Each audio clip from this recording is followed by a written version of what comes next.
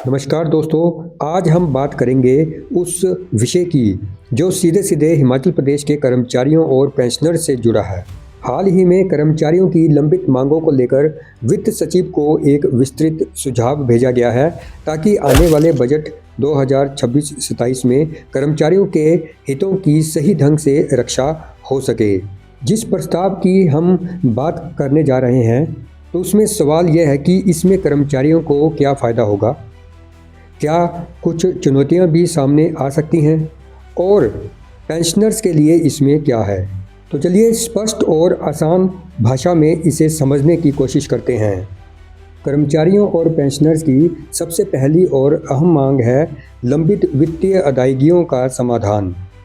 कर्मचारी वर्षों से कह रहे हैं कि 13% महंगाई भत्ता, छठे वेतन आयोग का लगभग 8,555 करोड़ रुपए का एरियर, 4/9/14 वेतन लाभ और 2012 में बंद की गई इंक्रीमेंट व्यवस्था, इन सब को अब और नहीं टाला जाना चाहिए और बिना देरी के ये लाभ कर्मचारियों और पेंशनर्स को दिए जाने चाहिए, क्योंकि इन सभी लाभों के डिले होने के कारण हर कर्मचारी को लगभग 5 से 10 हज़ार रुपये का नुकसान उठाना पड़ रहा है।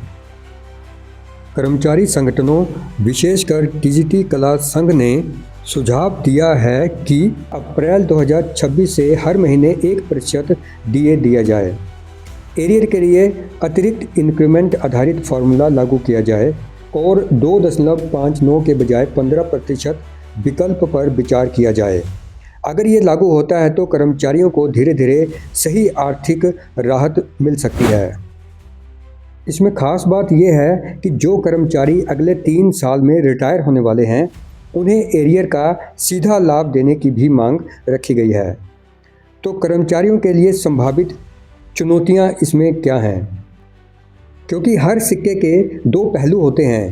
पहली बात तो ये कि राज्य की वित्तीय स्थिति कमज़ोर है और दूसरी, हाल ही में केंद्र के द्वारा जो बजट जारी किया गया है उसमें रेवेन्यू डेफिसिट ग्रांट का उल्लेख नहीं किया गया है, जिससे लगभग 40,000 करोड़ रुपए की संभावित मदद नहीं मिल पाएगी। और अगर केंद्र से सहयोग नहीं मिला तो जिन योजनाओं की हमने बात पहले की वे या तो धीमी हो जाएंगी और या फिर टुकड़ों में लागू हो सकती हैं। दोस्तों, डिमांड चार्टर में पेंशनर्स के लिए क्या है? हमारे वरिष्ठ साथियों के लिए सबसे ज़रूरी बेहतर स्वास्थ्य बीमा योजना होनी चाहिए। नंबर 2 पे ग्रुप इंश्योरेंस की समीक्षा की जानी चाहिए और 50 लाख रुपए तक बीमा कवर होना चाहिए और साथ ही कैशलेस इलाज और बेहतर मेडिकल विकल्प की सुविधाएं भी मिलनी चाहिए।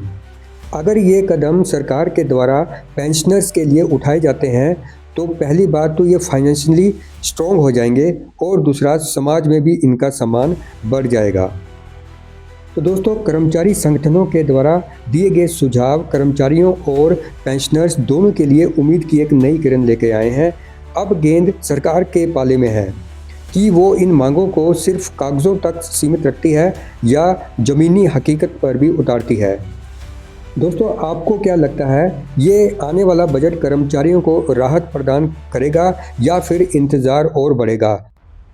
अपनी राय ज़रूर साझा करें और अभी तक आपने चैनल को सब्सक्राइब नहीं किया है तो चैनल को सब्सक्राइब ज़रूर कर लें। धन्यवाद।